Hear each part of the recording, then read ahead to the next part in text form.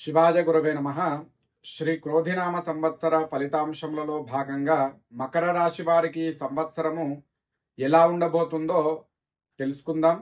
ఉత్తరాషాఢ నక్షత్ర 2, 3, 4 పాదములు, శ్రవణ నక్షత్ర 4 పాదములు, ధనిష్ఠా నక్షత్ర మొదటి 2 పాదములు కలిపితే మకర రాశి.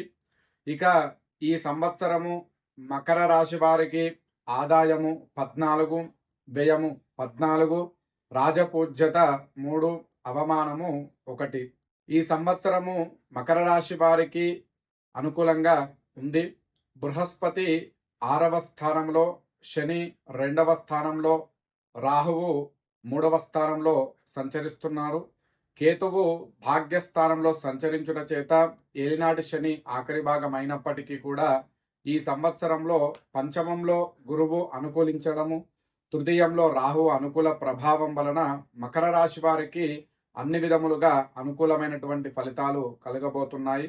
ఉద్యోగస్తులకు ఉద్యోగంలో అనుకూల వాతావరణము ఏర్పడును.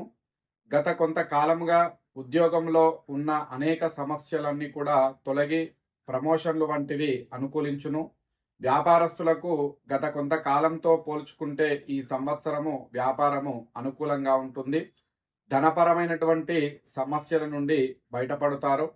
మకర రాశి జాతకులు ఆరోగ్య విషయాల్లో జాగ్రత్తలు వహించాలి. అనారోగ్య సమస్యలు వేధిస్తాయి. కోర్టు వ్యవహారములు ఈ సంవత్సరము అనుకూలంగా ఉంటాయి. రైతాంగానికి మధ్యస్థ ఫలితాలు ఉన్నాయి. సినీ మీడియా రంగంల వారికి మధ్యస్థం నుండి అనుకూల ఫలితాలు ఉంటాయి. విద్యార్థులకు ఈ సంవత్సరము కొంత అనుకూల ఫలితాలు కలుగుతాయి. విదేశీ ప్రయాణాల కోసము మీరు చేయు ప్రయత్నాలు అనుకూలిస్తాయి. స్త్రీలు ఆరోగ్య విషయాలు, కుటుంబ వ్యవహారాల్లో జాగ్రత్తలు వహించాలి. గత కొంతకాలంతో పోల్చుకున్నట్లయితే ఈ సంవత్సరము అనుకూలంగా ఉంటుంది. ఆర్థిక పరంగా మధ్యస్థ ఫలితాలు గోచరిస్తున్నవి. ఏలినాటి శని ప్రభావం వలన అప్పుల బాధలు అధికముగా ఉన్నప్పటికీ ఆర్థిక పరంగా కొంత పురోగతి అనేది లభించే అవకాశం ఉంది. దైవారాధన వలన ఆర్థిక పరంగా మరింత శుభ ఫలితాలు పొందగలుగుతారు. ఈ రాశివారు మరిన్ని శుభ ఫలితాలు పొందాలనుకుంటే శనివారం రోజున శనికి తైలాభిషేకం చేసుకోవడము మంచిది. అలాగే శనివారం రోజున శివారాధన చేయడము, శివాలయాన్ని దర్శించడము మంచిది. శని స్తోత్రాలను పఠించండి. అలాగే దశరథ ప్రోక్త శని స్తోత్రము పఠించడం వల్ల మరింత శుభ ఫలితాలు కలుగుతాయి.